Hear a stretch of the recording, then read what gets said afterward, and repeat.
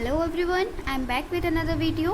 और इस वीडियो में आपको मैंने 20 मोस्ट इम्पॉर्टेंट क्वेश्चंस को इंक्लूड किया है और हमारे चैप्टर का नाम है एलिमेंट्री क्वांटम मैकेनिक्स। पर्टिकुलरली ये वीडियो बीएससी सेमेस्टर 4th के लिए है, लेकिन इसमें बेसिक क्वेश्चंस हैं। मतलब क्वांटम मैकेनिक्स के जो बेसिक्स हैं वो हर तरह के एग्ज़ाम्स में पूछे जाते हैं, कॉम्पिटिटिव एग्ज़ाम्स में पूछे जाते हैं, पीजीटी में भी पूछे जाते हैं और इसके अलावा नीट, आईआईटी वगैरह में भी पूछे जाते हैं। तो अगर आप को ये वीडियो रेलिवेंट लग रहा है तो आप इस वीडियो को 100% देख सकते हैं, चाहे आप बीएससी कर रहे हो या नहीं कर रहे हो। ठीक है, बीएससी वाले स्टूडेंट्स के लिए कहना चाहूँगी कि ये इंपॉर्टेंट क्वेश्चंस आपको नहीं छोड़ने हैं। इन क्वेश्चंस को मैं केवल आंसर बाय आंसर नहीं बता रही हूँ, इनके साथ इनका कॉन्सेप्ट भी आपको समझा रही हूँ। तो अगर आपने ये वीडियो कर ली तो आपको आगे के कई सारे क्वेश्चंस खुद सॉल्व आउट करने का तरीका पता चल जाएगा। ठीक है, अब चलो शुरू करते हैं।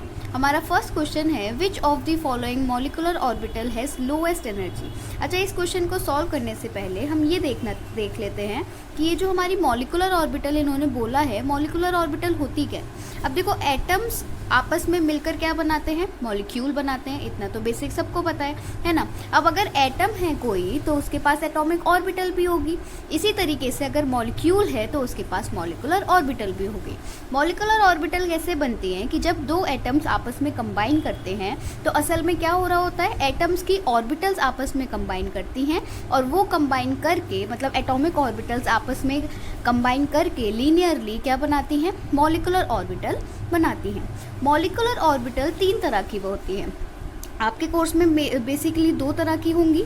एक तो होती है हमारी एंटी बॉन्डिंग MO यानी कि मॉलिक्यूलर ऑर्बिटल। एक होती है हमारी बॉन्डिंग MO। ठीक है, एक होती है हमारी बॉन्डिंग मॉलिक्यूलर ऑर्बिटल। अब इसमें आपको बेसिक क्या पता होना चाहिए इन दोनों ऑर्बिटल्स के बारे में, कि जो एंटी बॉन्डिंग है उसकी एनर्जी क्या होती है, ज़्यादा होती है। ठीक है, एंटी बॉन्डिंग मॉलिक्यूलर ऑर्बिटल की एनर्जी क्या होगी, ज़्यादा होगी, और बॉन्डिंग मॉलिक्यूलर ऑर्बिटल की एनर्जी क्या होगी, कम होगी। ठीक है, एंटी बॉन्डिंग की एनर्जी ज़्यादा होगी, बॉन्डिंग मॉलिक्यूलर ऑर्बिटल की एनर्जी कम होगी। चलिए, अब इसमें क्वेश्चन में पूछा है कि ये जो 4 ऑप्शंस दिए गए हैं, ये चारों ऑप्शंस क्या है, आपके मॉलिक्यूलर ऑर्बिटल का रिप्रेजेंटेशन है।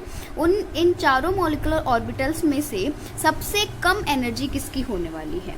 अब कैसे पता लगाएंगे, बेसिक इलेक्ट्रॉनिक कॉन्फ़िगरेशन, मतलब बिल्कुल जो सिंपल वाला आपका इलेक्ट्रॉनिक विन्यास होता है, कॉन्फ़िगरेशन होता है, वो सबको आता है। हम कैसे लिखते थे, 1s2 लिखते थे, 2s2 लिखते थे, फिर 2p6 आता था, फिर 3s आता था, है ना, इस तरीके से। तो ये तो हो गया केवल एक एटम के लिए। अब अगर मैं मॉलिक्यूल का लिखना चाहूँगी तो मॉलिक्यूल के लिए मैं किस तरीके से लिखूँगी, मैं लिखूँगी सिग्मा 1s, फिर लिखूंगी सिग्मा स्टार 1s। ठीक है, फिर आएगा सिग्मा 2s और फिर आएगा सिग्मा स्टार 2s, है ना। इस तरीके से हमारा आने वाला है मॉलिक्यूलर ऑर्बिटल, और आगे भी ऐसे ही चलती रहेंगी। अब इसमें जो ये स्टार वाली जो हमारी ऑर्बिटल्स मैंने लिखी हैं वो किसके लिए लिखी है, एंटी बॉन्डिंग को दिखाने के लिए लिखी है, और बिना स्टार वाली क्या होती है, बॉन्डिंग होती है। तो हमें पता है एंटी बॉन्डिंग की एनर्जी तो सबसे ज़्यादा होने वाली है। तो भाई ये डी ऑप्शन तो आपको बिल्कुल हटा देना है कि इसकी तो लोएस्ट हो ही नहीं सकती, इसकी तो ज़्यादा ही होगी। ठीक है, अब इन तीनों में देखते हैं, इन तीनों में क्या लिखा है, 1s लिखा है, 2s लिखा है और 2pz लिखा है। अब हमें पता है सबसे पहले 1s आती है ना, और जो सबसे पहले आ रही होती है उसी की एनर्जी सबसे कम होती है। तो इसका जो राइट आंसर होगा वो क्या हो जाएगा, सिग्मा 1s। अब इसी क्वेश्चन से एक और कॉन्सेप्ट मैं आपको बताती हूँ। कई सारी चीज़ें सीख ली हमने इस क्वेश्चन में, एक और चीज़ मैं आपको बताती हूँ कि जो हमारी s ऑर्बिटल होती है उसके लिए हम सिग्मा यूज़ करते हैं, और जो हमारी p ऑर्बिटल होती है उसमें होती है हमारी 3, है ना। p सब शेल में कितनी होती है, 3 ऑर्बिटल। एक होती है px, एक होती है pz और एक होती है py, है ना। तो ये जो आपकी px और py हैं, इनके लिए तो आप पाई शब्द, मतलब पाई सिंबल यूज़ करोगे, और जो pz है उसके लिए आप सिग्मा यूज़ करोगे। हमेशा याद रखना, इसमें कोई भी एक्सेप्शन नहीं है।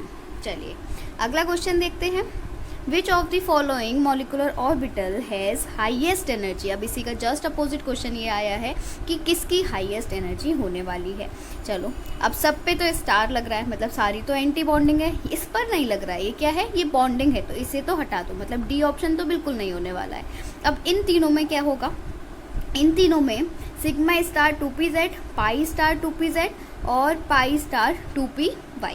ठीक है, अब अभी मैंने ऊपर क्या बताया आपको कि pz के साथ क्या सिंबल आता है, सिग्मा, तो मतलब ये तो हमारा सिंबल ही गलत है, तो ये भी ऑप्शन नहीं होगा। अब बची हमारी सिग्मा स्टार 2pz और बची पाई स्टार 2py। तो अब होता क्या है कि हमारी ये इस तरीके से px और py साथ रहती हैं और सिग्मा रहती है अलग, मतलब pz रहती है अलग। ये है हमारी pz, ये px और py, ये सिग्मा, और ये हो गई हमारी पाई एंड पाई, और साथ में इन्होंने क्या बोला है, एंटी बॉन्डिंग वाली बोली है, तो इसे लिख लेते हैं एंटी बॉन्डिंग।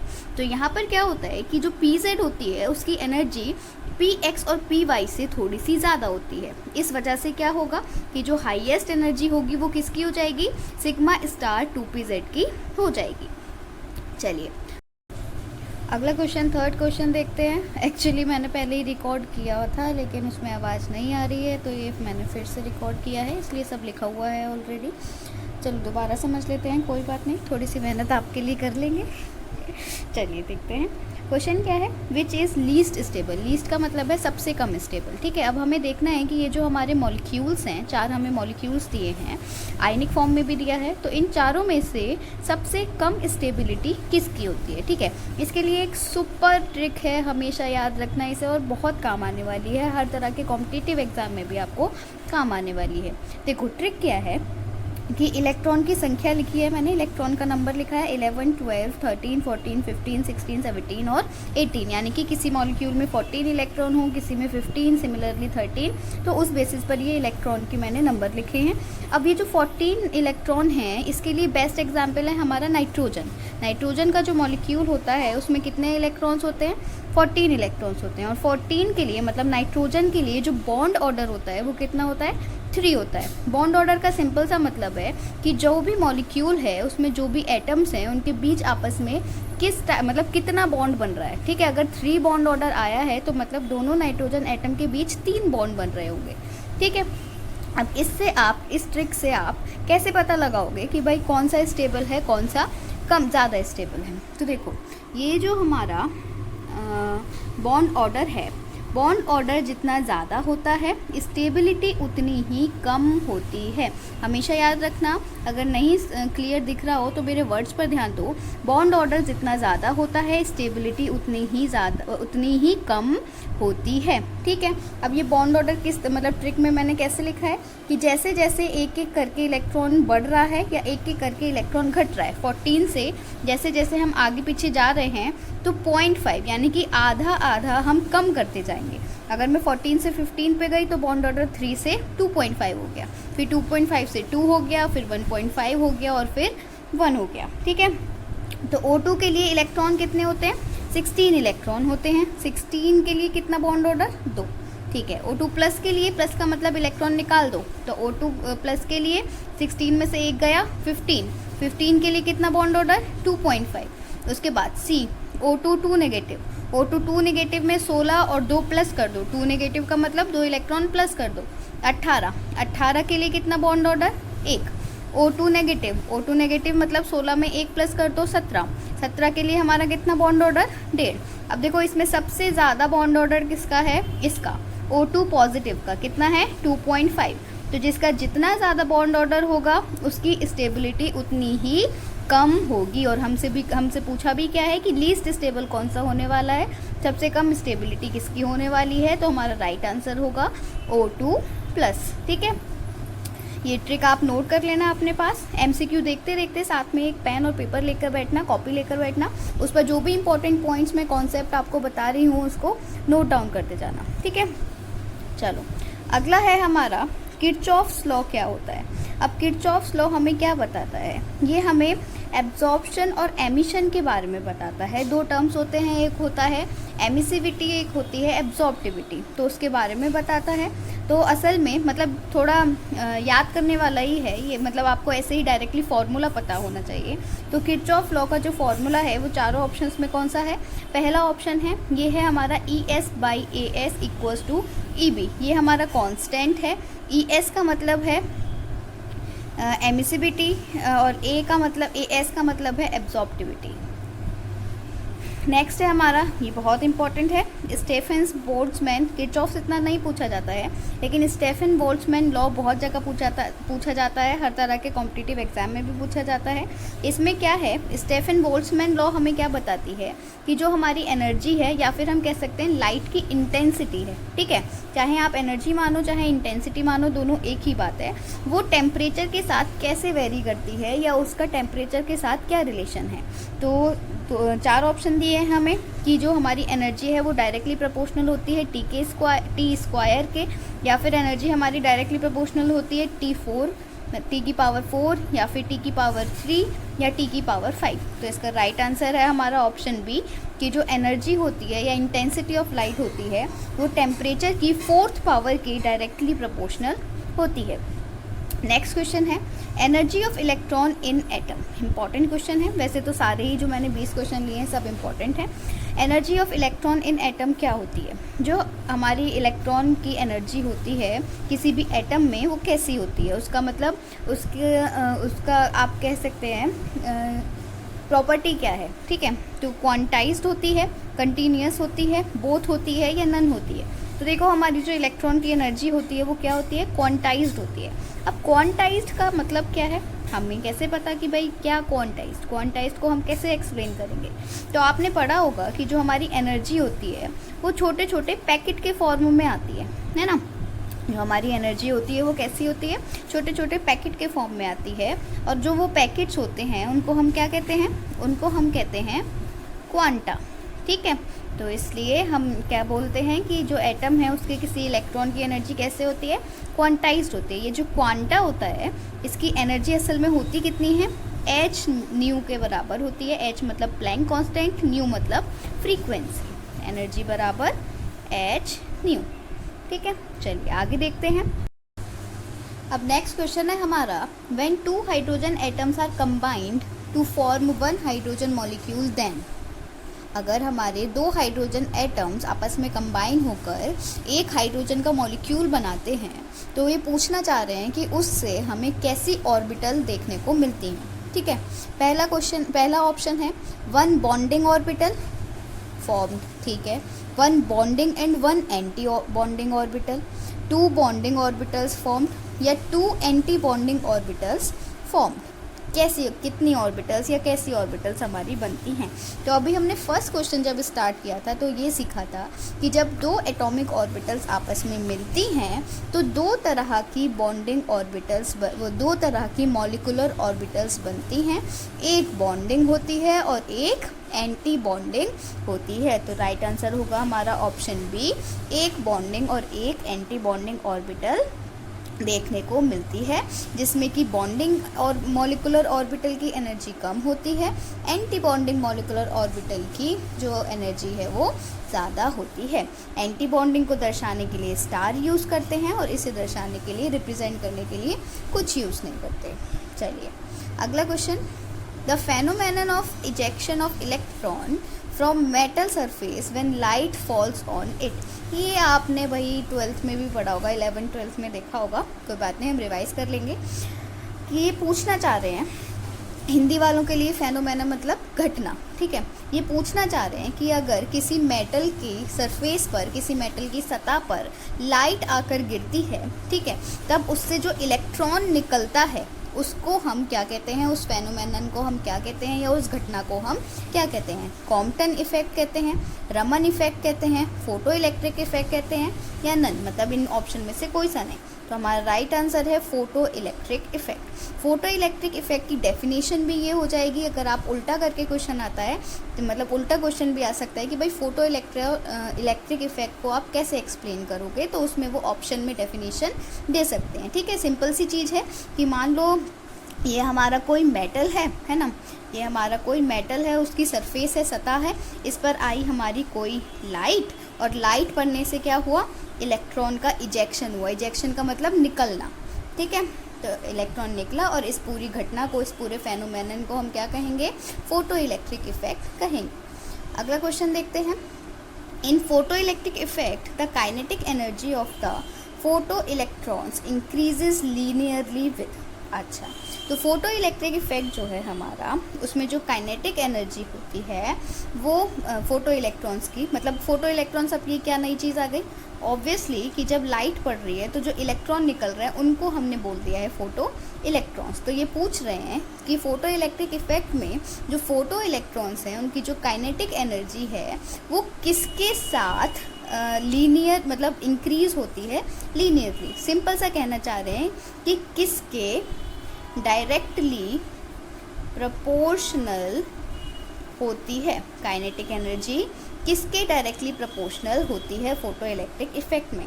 हमेशा याद रखना कि जो हमारी काइनेटिक एनर्जी है वो फ्रीक्वेंसी के साथ डायरेक्ट रिलेशन रखती है और वेवलेंथ के साथ इन्वर्स रिलेशन रखती है। ठीक है, फ्रीक्वेंसी के साथ डायरेक्ट रखती है और वेवलेंथ के साथ इन्वर्स रिलेशन रखती है। आगे आएंगे क्वेश्चन, उसमें फॉर्मूला बताऊंगी तो बेटर तरीके से आपको समझ आ जाएगा।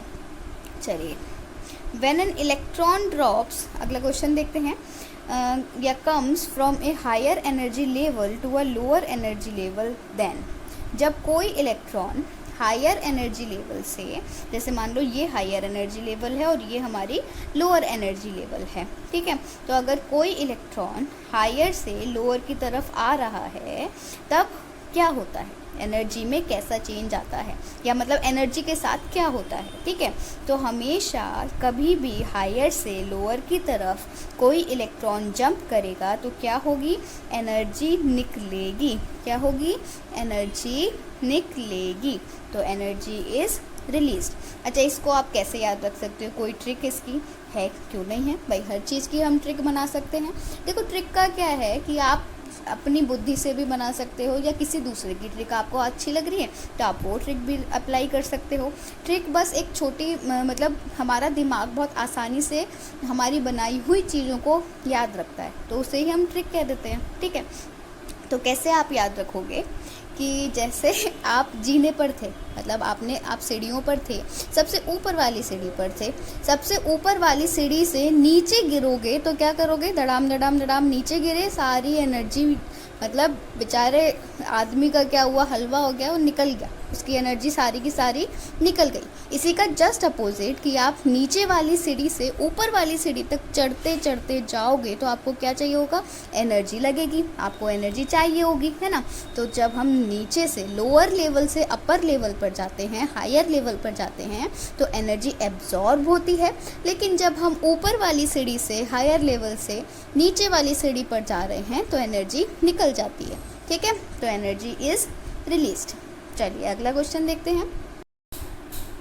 अब देखो, आपका जो अगला क्वेश्चन है वो आपका है स्पेक्ट्रल सीरीज से। अब ये स्पेक्ट्रल सीरीज़ क्या होते हैं, चलो पहले क्वेश्चन देख लेते हैं कि क्वेश्चन क्या है।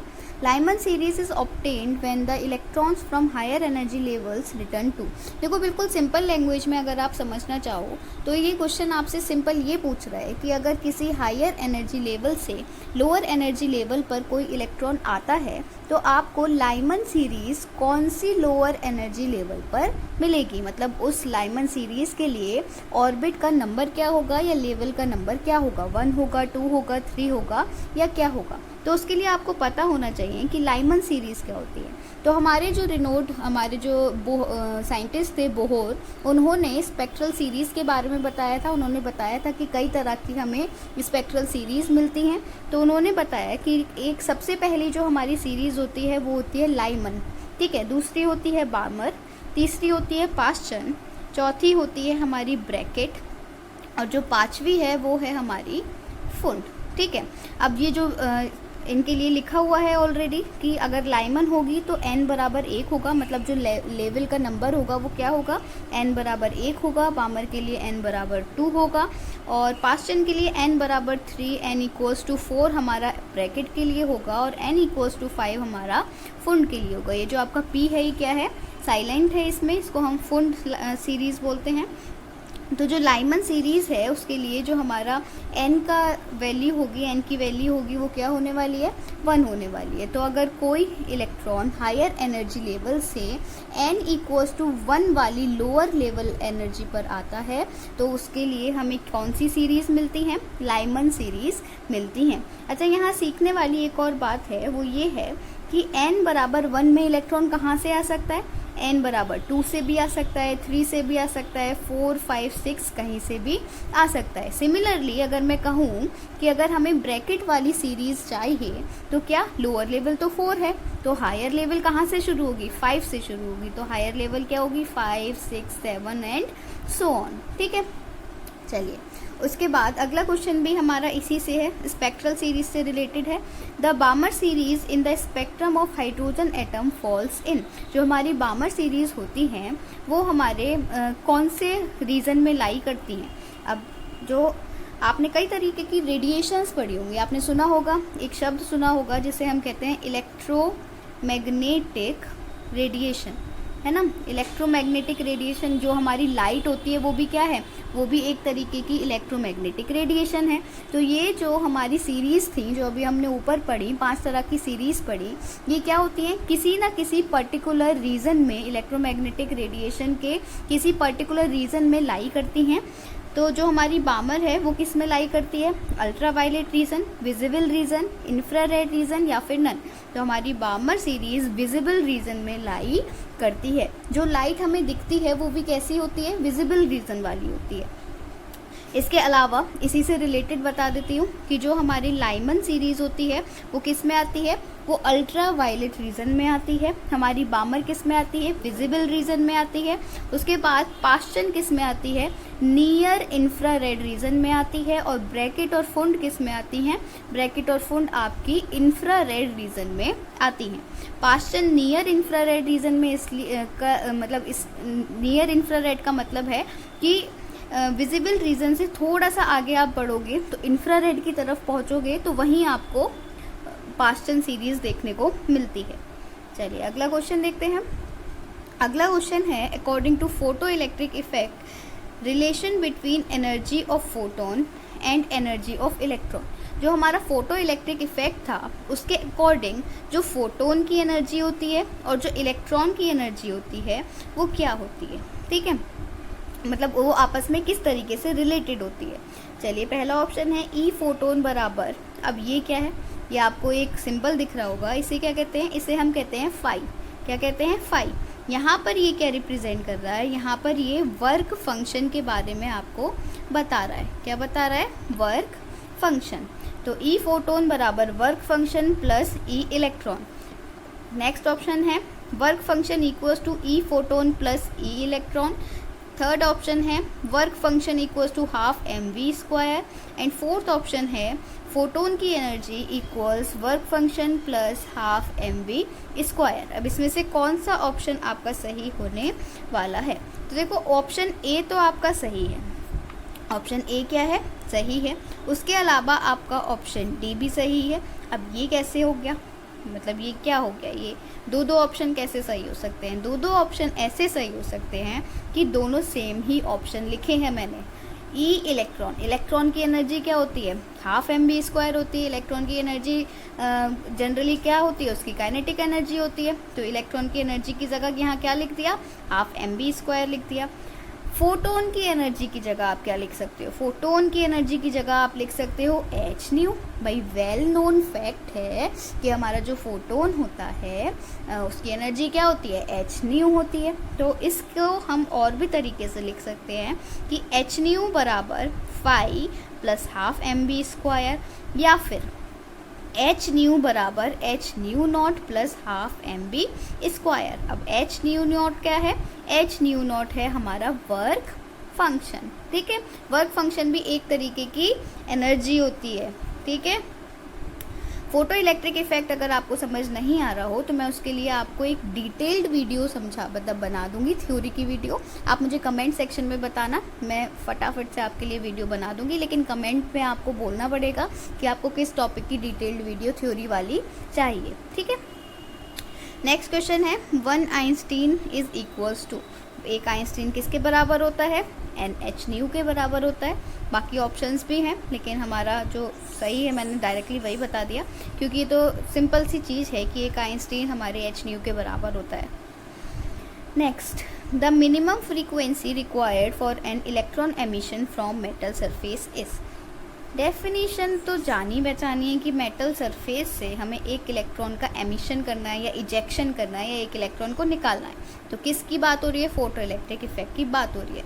लेकिन ये पूछ रहे हैं कि किसी मेटल के सरफेस से इलेक्ट्रॉन को निकालने के लिए जो हमें न्यूनतम कम से कम फ्रीक्वेंसी चाहिए ही चाहिए, इतनी इस फ्रीक्वेंसी से अगर कम हुआ तो भाई इलेक्ट्रॉन नहीं निकल पाएगा। तो मिनिमम फ्रीक्वेंसी जो हमें चाहिए ही चाहिए, उस फ्रीक्वेंसी का नाम क्या है, उसे हम क्या कहेंगे? Activation frequency, angular frequency, threshold frequency या फिर टर्मिनेशन फ्रीक्वेंसी से हम कहेंगे थ्रेशोल्ड फ्रीक्वेंसी। अब आपको इसी का जस्ट अपोजिट भी पूछा जा सकता है कि वो पूछ लेंगे कि भाई थ्रेशोल्ड फ्रीक्वेंसी क्या होती है। अब वो नीचे ऑप्शंस में दे देंगे कि भाई minimum frequency required, maximum frequency required, है ना, कि equal to photon energy required, क्या होता है। सही है। तो मिनिमम फ्रीक्वेंसी जो हमें चाहिए होती है मेटल सरफेस से किसी इलेक्ट्रॉन को निकालने के लिए कि भाई इतनी फ्रीक्वेंसी तो होनी ही चाहिए, इससे कम पे काम नहीं चलेगा। ठीक है, तो वो फ्रीक्वेंसी कौन सी होती है? थ्रेशोल्ड फ्रीक्वेंसी होती है। आगे देखते हैं। अगला क्वेश्चन है हमारा, emission energy for black body is. Black body से एनर्जी का जो एमिशन होता है, निकलना होता है, एनर्जी जो एमिट होती है वो उसकी प्रॉपर्टी क्या होती है, वो कैसी होती है? ठीक है, कंटिन्यूअस होती है, डिसकंटिन्यूअस होती है, अनस्टेबल होती है या स्टेबल होती है? कैसी होती है? डिसकंटिन्यूअस हमारी होती है ब्लैक बॉडी से एनर्जी का एमिशन जो हो रहा है वो। ठीक है। अगला क्वेश्चन है, collision of electrons in Compton effect is. Compton effect में जो कोलिजन है हमारा इलेक्ट्रॉन्स का, वो कैसा होता है? इन इलास्टिक होता है, इलास्टिक होता है, बोथ होता है, नन होता है। ठीक है, तो हमारा कोलिजन इलास्टिक होता है। अगला क्वेश्चन है, which is representation for Compton effect. अच्छा, कॉम्पटन इफेक्ट यहाँ पे पूरा एक्सप्लेन नहीं कर सकती मैं। अगर आपको कॉम्पटन इफेक्ट पे डिटेल वीडियो चाहिए तो मुझे कमेंट सेक्शन में बताना, मैं उस पर डिटेल्ड वीडियो थ्योरी की पूरे फार्मूला बेस्ड मतलब पूरी डाल दूँगी। जितना भी उसमें रेलिवेंट कंटेंट होगा मैं सब आपको वीडियो में प्रोवाइड करा दूँगी। ठीक है, तो कॉम्पटन इफेक्ट का रिप्रेजेंटेशन या फॉर्मूला होता है वो क्या होता है? Lambda S minus lambda naught equals to h upon M naught c 1 minus cos theta. Lambda S minus lambda naught equals to h upon M naught c 1 minus cos theta. सही तो था sorry. Delta lambda equals to m naught c 1 minus h cos theta upon h, and d option है आपका नल। तो देखो इसमें 3-4 चीज़ें आपको पता होनी चाहिए। कॉस थीटा आपको पता है एंगल है, जो हमारा c है वो क्या है? स्पीड ऑफ लाइट है। जो हमारा h है वो क्या है? प्लैंक्स कांस्टेंट है। अच्छा, आपके लिए एक छोटा सा होमवर्क है, कमेंट सेक्शन में मुझे बताना कि ये जो प्लैंक कांस्टेंट होता है इसकी वैल्यू कितनी होती है। बहुत काम आती है। न्यूमेरिकल अगर पूछा जाएगा तो उसमें आपको वैल्यू वैसे ज़्यादातर दे देते हैं, लेकिन आपको याद होना चाहिए। नहीं दी तो भाई कैसे न्यूमेरिकल करोगे? तो ये जो प्लैंक कांस्टेंट है इसकी क्या वैल्यू होती है आप मुझे कमेंट सेक्शन में बताना। उसके अलावा जो हमारा एम नॉट था वो क्या है? इलेक्ट्रॉन का मास है। और थीटा हमारा क्या है? जिस एंगल पर जो रेडिएशन है वो स्कैटर हो रही है। ठीक है, स्कैटरिंग एंगल है। उसके अलावा आपका लैम्डा एस और जो लैम्डा नॉट हैं ये क्या है? ये रेडिएशन स्पेक्ट्रम पीक्स हैं, डिफरेंट वेवलेंथ्स हैं। तो अब जो रिलेशन होता है, जो फॉर्मूला होता है वो क्या होता है?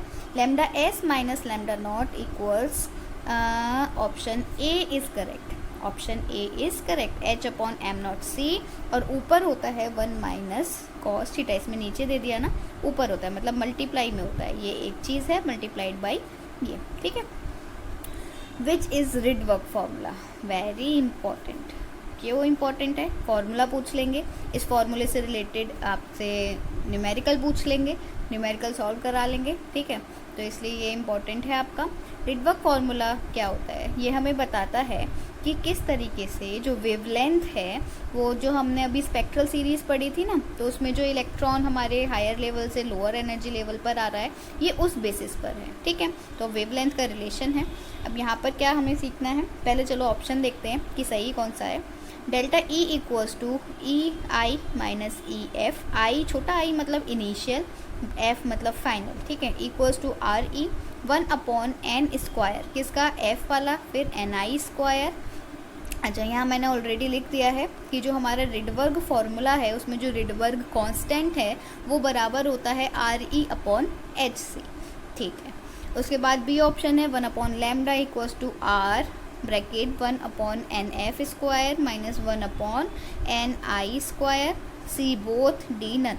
इसका ऑप्शन हमारा सही होने वाला है बोथ। इसका मैं एक सिंपल सी चीज़ आपको समझाती हूँ कि 1/λ बराबर r, 1/n l, 1/n h²²। देखो, इससे आप आसानी से समझोगे कैसे। एन एल का मतलब है लोअर एनर्जी वाली, जो मतलब जो हमारी लोअर एनर्जी लेवल है उसका कितना नंबर है। एन एच का मतलब है जो हमारी हायर एनर्जी लेवल है उसका कितना नंबर है। हमें पता है कि इलेक्ट्रॉन हायर से लोअर की तरफ आएगा, है ना। इलेक्ट्रॉन हायर एनर्जी लेवल से लोअर एनर्जी लेवल की तरफ आएगा। तो हम क्या कर सकते हैं, इसलिए हमने मतलब यहाँ पर हमने क्या लिखा कि इनिशियल वाली जो थी उसमें, और ये कौन सी हो गई, फाइनल वाली।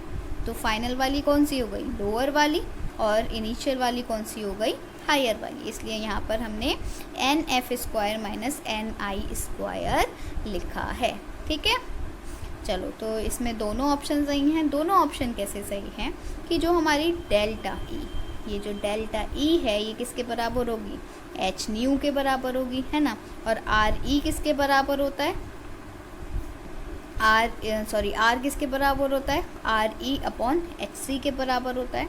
तो उससे वो कैंसिल हो जाता है। कैसे कैंसिल होता है देखते हैं। h न्यू बराबर, ये पूरा नहीं लिख रही हूँ मैं, ठीक है, ये वाला हिस्सा नहीं लिख रही हूँ मैं, आगे का सॉल्व कर रही हूँ। और RE, ठीक है, RE बराबर हो गया R/hc, R/hc, है ना, यही हुआ ना, h से h कट गया। म्यू बराबर बचा RC, R बराबर बचा μ/c, μ/c किसके बराबर, 1/λ के बराबर। इसलिए आपको रिलेशन कहाँ देखने को मिला, 1/λ r, और r के आगे ही मैंने बोला, मैं पूरा नहीं लिख रही हूँ, r के आगे ही क्या है, लेवल वाला फॉर्मूला है। तो ये दोनों ही फॉर्मूला सही हैं, या फिर आपको ऐसे लिखा हुआ मिले वो भी सही है। ठीक है, चलिए उसके बाद लास्ट क्वेश्चन इस वीडियो का, और ये भी काफ़ी पूछा जाता है ये, क्योंकि आपका जो क्वांटम मैकेनिक्स है उसका बेसिक इस यूनिट में इंक्लूड करा गया है, तो ज़्यादा कुछ आपसे पूछा नहीं गया है। जो श्रोडिंगर वेव इक्वेशन के से रिलेटेड MCQ थे वो मैंने आपको एटॉमिक स्ट्रक्चर वाली वीडियो में बता दिया है। ठीक है, और बाकी जो और भी मुझे रेलिवेंट क्वेश्चंस मिलेंगे मैं और भी वीडियो बना दूँगी यूनिट से रिलेटेड। अभी फ़िलहाल के लिए यही वीडियो आप देखिए और इससे आप कॉन्सेप्ट सीखिए, अपने पास नोट डाउन कीजिए। अगला क्वेश्चन है हमारा लास्ट क्वेश्चन।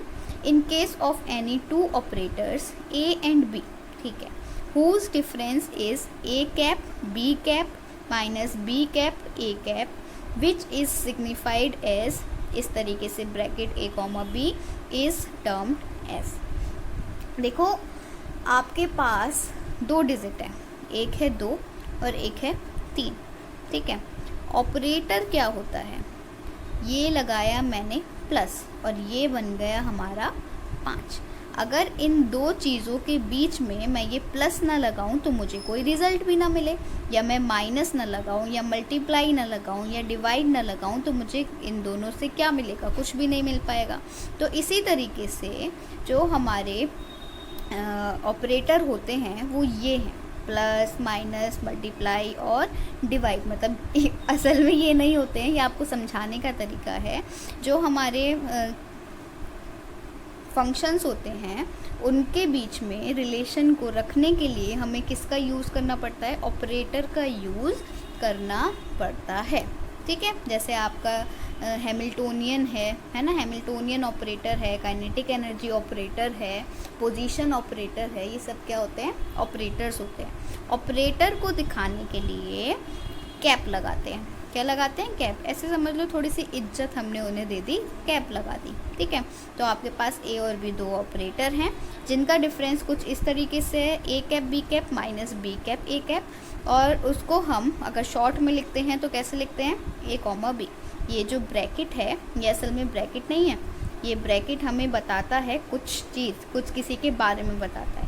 तो वो क्या है, linear operator, Laplacian operator, Hamiltonian operator या कम्यूटेटर। ये जो ब्रैकेट है ये क्या बता रहा है कि ए और बी आपस में कम्यूट कर रहे हैं, ठीक है। तो ये कैसा ऑपरेटर है? कम्यूटेटर। अगर आपको कहीं भी दो ऑपरेटर, जैसे मान लो कि एक्स है और पी कैप है, पी कैप कौन सा ऑपरेटर है? मोमेंटम ऑपरेटर है।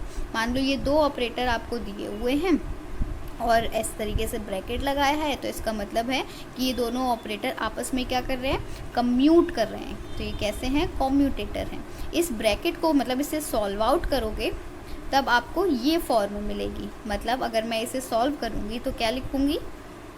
X cap P cap minus P cap x cap, ठीक है। तो ये आपका ज़्यादा डिटेल में यहाँ पर नहीं समझा सकती मैं, उसके लिए सेपरेट वीडियो बना दूँगी। सो ये आपकी एलिमेंट्री क्वांटम मैकेनिक्स के मोस्ट इंपॉर्टेंट 20 क्वेश्चंस थे। बाकी कोई भी आपको प्रॉब्लम हो, इस वीडियो में भी प्रॉब्लम हो, वैसे भी कोई किसी टॉपिक पे प्रॉब्लम हो, तो आप मुझे कमेंट सेक्शन में विदाउट हेजिटेशन बता सकते हो। मैं पूरी कोशिश करूँगी उस वीडियो को, उस टॉपिक पर वीडियो बनाने की, या जो भी प्रॉब्लम है उसे सॉर्ट आउट करने की। That's all for this video. I hope आपको वीडियो अच्छा लगा होगा। अपने फ्रेंड्स के साथ शेयर कीजिए और चैनल को सब्सक्राइब कीजिए। Thank you so much. Have a nice day. Keep studying. Tata.